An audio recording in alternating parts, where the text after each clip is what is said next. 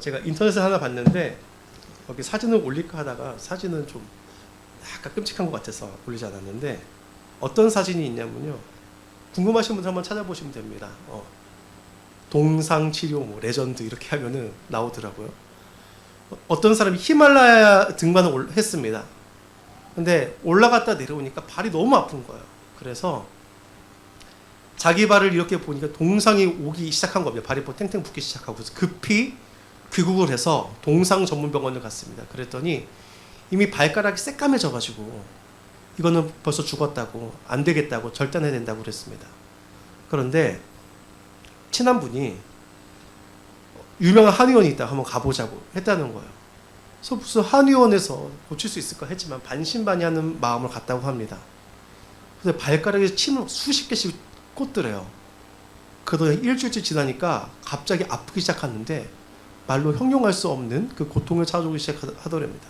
그러고는 그렇게 몇 달을 치료했더니 정말 그 동상이 났어요. 기적처럼 났습니다.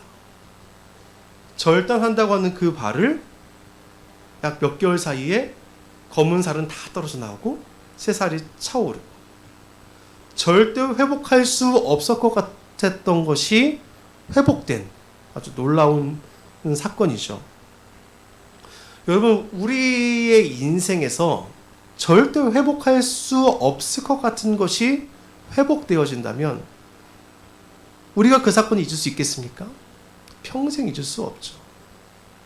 절대 낫지 못하고 절대 고칠 수 없을 거라는, 절대 회복할 수 없을 거라는 것이 우리 가운데에서 다시 회복되어진 역사가 일어난다면 우리는 결코 그것을 잊을 수가 없을 것입니다. 오늘 본문에 나오고 있는 여리고 사건은 먼저 배경이 우리가 지난 시간에 같이 보았던 엘리야의 승천 사건 바로 직후에 나오는 사건입니다. 엘리야가 승천하고 제자들이 엘리야를 찾으러 갔다가 다시 돌아옵니다. 함께 있던 선지생도 50명이 엘리야가 정말 사라졌는지 한번 찾아다녔어요. 그 다음에 다시 엘리사와 함께 돌아왔는데 그곳이 어디냐면은 여리고성입니다. 이 여리고성에 머물 때 이 여리고성에 있는 사람들이 찾아와서 엘리야에게 구합니다. 저희들에게 문제가 있는데 이 문제를 고쳐주십시오. 이 여리고는 어떤 성이냐? 교통의 요충지입니다. 그리고 이 이스라엘 땅이 추우면은 이 한기를 피해서 도망가는 곳이 어디냐면 이 여리고성입니다. 왜냐하면 이 여리고가 해발 마이너스 250m입니다. 해발 마이너스 250m. 그러면 날씨가 어떨까요? 더 더워요. 온도가 올라갑니다. 그러니까 기후가 높고, 그리고 요단을 건너서 가나안에 들어가는 입구인 군사적 요충지이자 모든 길이 만나게 되는 또한 아주 중요한 요충지예요. 지리적으로 아주 훌륭한 곳인데 문제가 한 가지가 있습니다. 어떤 문제인가요? 오늘 말씀해 보니까 이 성읍의 위치는 좋으나 물이 나쁨으로 토산이 익지 못하고 떨어지나이다. 식물이 자랄 수 없을 만큼 물이 나쁘다는 겁니다. 웬만한 식물들은 물이 있으면 잘 자랐는데 여기는 그 물을 가지고 농사를 지으면 농사가 잘 안 되는 거예요. 그래서 어떤 성경학자들은 어떻게 이야기하냐면은 아마 어떤 과학자들이 또 같이 하는 이야기죠. 아마 여리고성이 무너질 때 그 땅의 진동으로 인하여서 지구에 있는 방사능이 유출돼서 물이 오염됐을 것이다. 아주 복잡하죠? 그런 것까지는 모르겠고요. 그렇게까지 생각할 필요 없을 것 같고, 어쨌든 여리고성의 물이 너무나 안 좋은 상태가 되어 있는 것은 확실합니다. 우리가 살아갈 때 가장 필수적인 요소가 무엇이죠? 바로 그 중에 하나가 물입니다. 물, 공기, 토지 이런 것도 있겠지만 또 중요한 것이 물이에요. 인간은 물이 없이는 7일 이상을 살 수가 없다고 이야기합니다. 지금도 물 때문에 고통받는 사람들이 얼마나 많습니까? 어제도 TV를 잠깐 틀었더니 지금도 물이 없어 죽어가는 아이들이 많습니다. 이러면서 봉사단체에서 광고를 하더라고요. 월 1만 원이면 저 아이들에게 깨끗한 물을 공급할 수 있습니다. 이러고 하는데, 예. 여러분 지금도 아프리카 이런 데 가면 이 물 때문에 신음하는 사람들이 정말 많습니다. 물이 아무리 많아도 그 물이 석회질이 많아서 먹을 수 없는 데도 있고요. 동남아시아 같은 경우는 이 물이 정말 많지만 물이 많은 만큼 온도도 높고 벌레와 이런 것도 많아서 이질과 같은 병균도 많이 있습니다. 물을 한 번에 그냥 먹을 수 있는 나라가 그리 많지 않아요. 이 여리고도 마찬가지입니다. 어떤 문제가 있는지 몰라도 하여튼 이 물에 문제가 있었습니다. 근데 이 물의 문제가 너무나 심각했습니다. 이 여리고가 어떤 곳입니까? 현재 유적으로 남아있는 땅 중에서 가장 오래된 성곽터가 남아있는 곳이 여리고입니다. 무려 1만 년 전에 세워진 성곽의 흔적이 남아있습니다. 1만 년 전에. 이스라엘이 출애굽하고 40년 광야 생활을 하고 요단을 건너서 맨 처음 만난 성읍이 무엇이었죠? 이 여리고였습니다. 그런데 이 여리고가 가나안 땅에 들어가서 이스라엘 백성들이 만났을 때 어떻게 되었습니까? 하나님께서 그들에게 참 특이한 명령을 내리셨습니다. 하루에 한 번씩 침묵 가운데에 그 성을 한 바퀴씩 돌아라.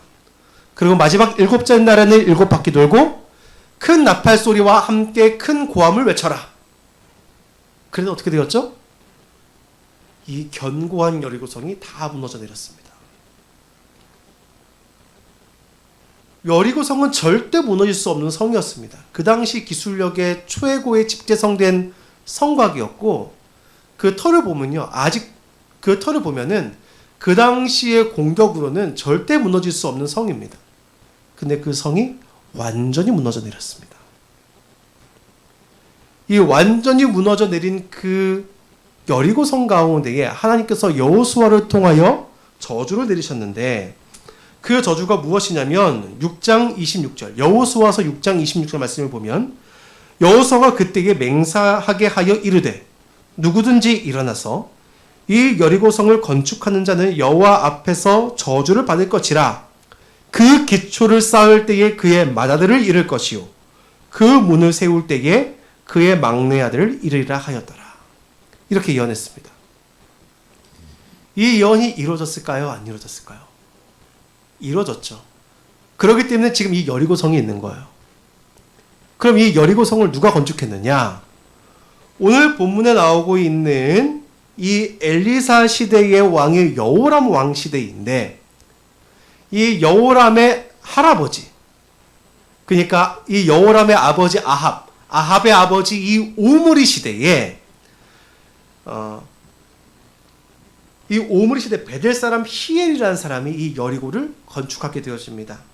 그래서 열왕기상 16장 34절 말씀을 보면 그때의 베델 사람 히엘이 여리고를 건축하였는데 그가 그 터를 쌓을 때에 맏아들 아비람을 잃었고 그 성문을 세울 때에 막내 아들 수급을 잃었으니 여호와께서 눈의 아들 여호수아를 통하여 하신 말씀과 같이 되었더라. 여리고는 저주받은 땅입니다. 왜 저주받았어요? 바로 가나안의 패역함을 상징하는 견고한 성이기 때문에 그렇습니다. 그래서 다시 이 성을 세우지 못하게 하셨는데 이 땅의 위치가 너무 좋으니까, 이 땅이 교통의 요충지니까 그 욕심에 의해서 다시 성을 건축한 사람이 누구예요? 이 베델 사람 히엘이었습니다. 그가 이 성을 건축하여 다시 견고한 성읍을 만들었지만 이 성은 여전히 하나님의 저주와 진노 아래에 있어서 지금 어떤 상태에 있어요? 물이 좋지 못하여서 이 토산이 익지 못하고 떨어지는 그런 죽음의 땅이 아직 되어 있는 상태인 것입니다. 좋은 위치에서 번성해 나가는 것처럼 보이시지만 이 물의 문제 때문에 온전히 사람이 살아갈 수 있는 상태가 되지 못한 것입니다.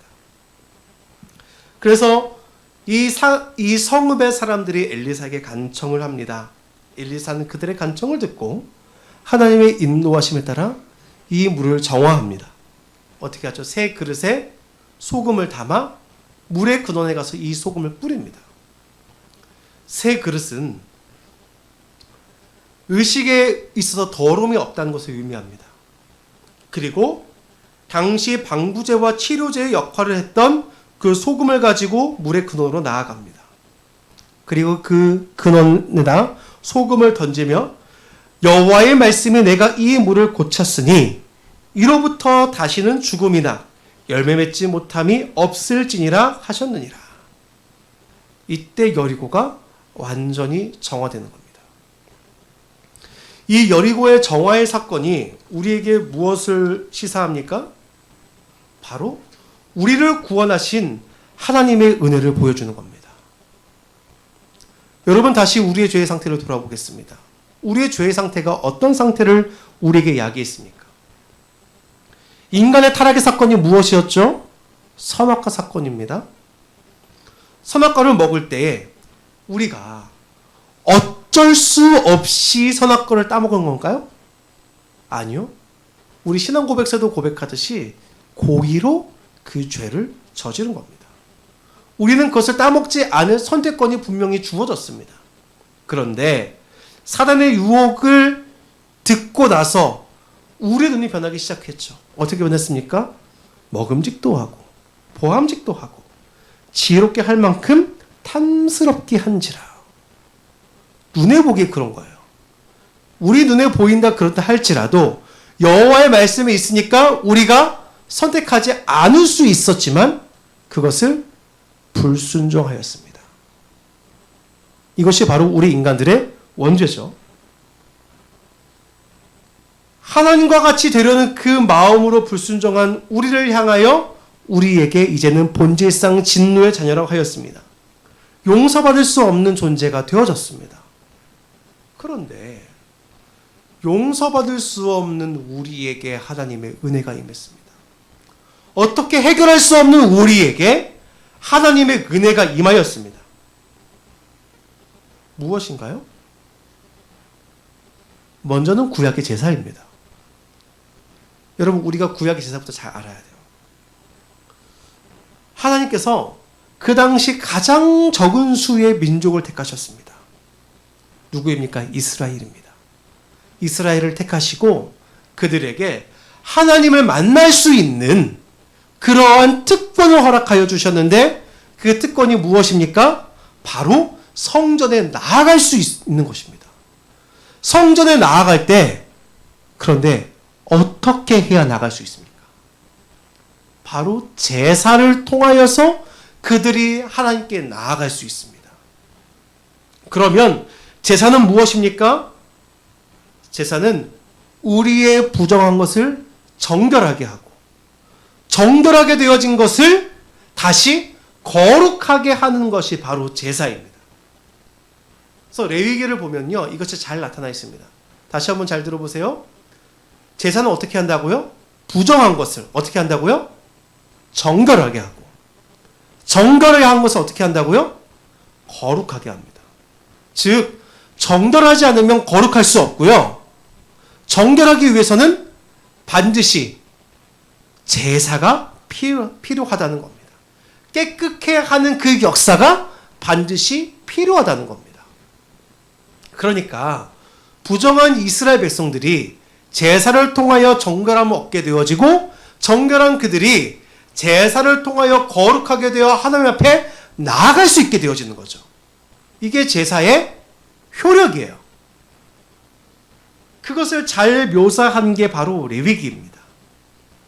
그래서 이 레위기를 보면 왜 우리에게 제사를 지내도록 하셨냐 하면, 우리의 죄를 이 제사를 통하여서 용서를 받고 하나님께 예배드리는 그 자리에 나아가도록 하는 게 바로 제사예요. 그럼 여러분, 구약의 제사는 우리를 얼만큼 용서시켜줬을까요? 이게 참 중요합니다. 구약의 제사는 우리를 얼만큼 용서해주나요? 우리 구약의 제사 어떻게 드리죠? 양과 소와 비둘기 머리에 안수하고 죽여서 그 피를 뿌리고 우리 죄를 용서받습니다. 그러면 구약의 제사는 과연 얼만큼 용서받는 걸까요? 잘 모르겠죠. 그래서 우리가 레위기를 봐야 됩니다. 레위기가 정말 재미없는 성경처럼 보이지만 그것을 깊이 알게 되면 정말 은혜가 넘칩니다. 여러분, 구약의 제사는 얼만큼 용서받느냐 따라할게요. 따라합시다.